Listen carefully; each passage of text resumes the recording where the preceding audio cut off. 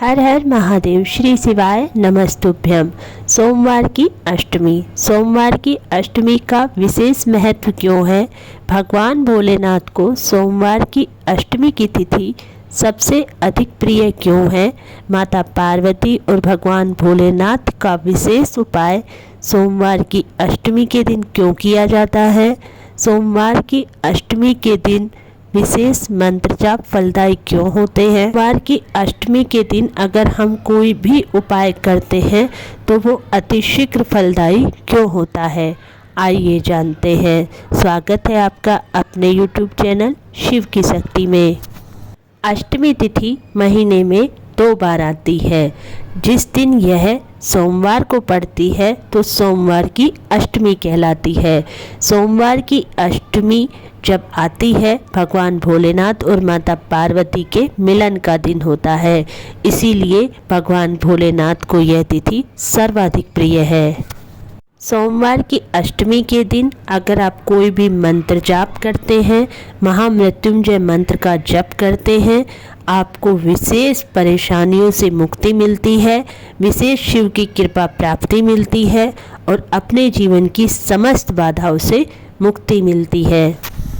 सोमवार की अष्टमी के दिन अगर आप कोई विशेष उपाय करते हैं तो वह अतिशीघ्र फलदायी होता है, क्योंकि उसमें माता पार्वती का भी आशीर्वाद आपको मिलता है।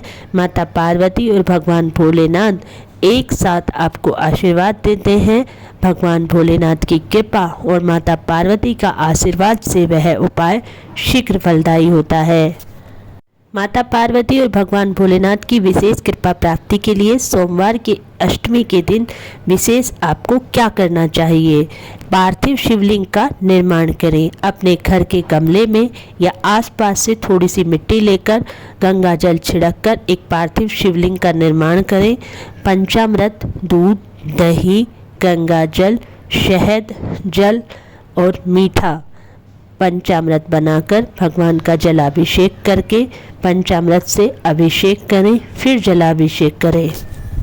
जला अभिषेक के बाद भगवान को चंदन समर्पित करें, कलावा समर्पित करें, बेलपत्र समर्पित करें, फूल समर्पित करें, चावल समर्पित करें, काले तिल समर्पित करें। जो भी सामग्री आप समर्पित कर पाएँ अपने अनुसार सभी सामग्री भगवान को समर्पित करें। कलावा, धतूरा, आंकड़े का फल, बेलपत्र भगवान को समर्पित करके, भांग जो भी आप समर्पित कर सके भगवान को समर्पित करें। कोई भी मौसम का एक फल या कोई मिठाई भगवान को भोग में समर्पित करके दीपक लगाकर भगवान की आरती करें। आपके द्वारा की गई पूजा में अगर कोई गलती हो तो क्षमा की प्रार्थना करें। भगवान को पूर्णतः समर्पित हो जाएं और अपनी कोई भी मनोकामना है सच्चे दिल से बाबा को बोलकर अपने झोली पसार कर बाबा से उस मनोकामना की पूर्ति की प्रार्थना करें। अगर आपके घर में धन संबंधी परेशानियां हैं तो 108 चावल भगवान भोलेनाथ के शिवलिंग पर समर्पित करें। अगर आपका परिवार खंडित है, लड़ाई झगड़े होते हैं, तो भगवान के भोलेनाथ के शिवलिंग का अभिषेक दही से करें। अगर आपके घर में पैसों की समस्या है, पैसा आता तो है लेकिन इकट्ठा नहीं होता, बचता नहीं है, तो भगवान भोलेनाथ के शिवलिंग का अभिषेक गन्ने के रस से करें। आपके घर में लड़का लड़की हैं, उनका विवाह नहीं हो रहा है, भगवान भोलेनाथ को सफ़ेद फूल समर्पित करके माता अशोक सुंदरी के स्थान पर एक लाल फूल समर्पित करें। आपके घर में 3 महीने में उस बेटा बेटी का विवाह अवश्य हो जाएगा। आपका कोई कार्य है जो रुका रहता है, रुकावटों से ही कार्य पूर्ण नहीं होता, तो 5 बेलपत्र लेकर शिवलिंग पर समर्पित करके मनोकामना बोलते हुए भगवान भोलेनाथ से प्रार्थना करें। आपके सभी कार्य पूर्ण होंगे, घर में खुशहाली आएगी, घर में आनंद रहेगा। माता पार्वती और भगवान भोलेनाथ की कृपा आपके घर पर बरसेगी। अपनी पूजा पूर्ण होने के बाद भगवान का विसर्जन कर दें। विसर्जन कहाँ करें? तावड़ी, बहते हुए जल में, तालाब में, बावड़ी में, नदी के किनारे या गंगा के घाट पर, या आप ऐसा नहीं कर सकते तो किसी पेड़ के नीचे एक लोटा जल लेकर के जाएं।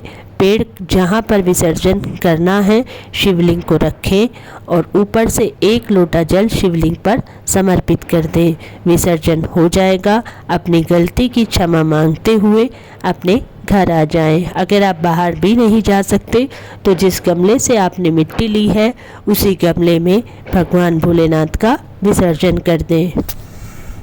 इस तरह पार्थिव शिवलिंग का निर्माण करके आप अपनी समस्त समस्याओं का समाधान कर सकते हैं।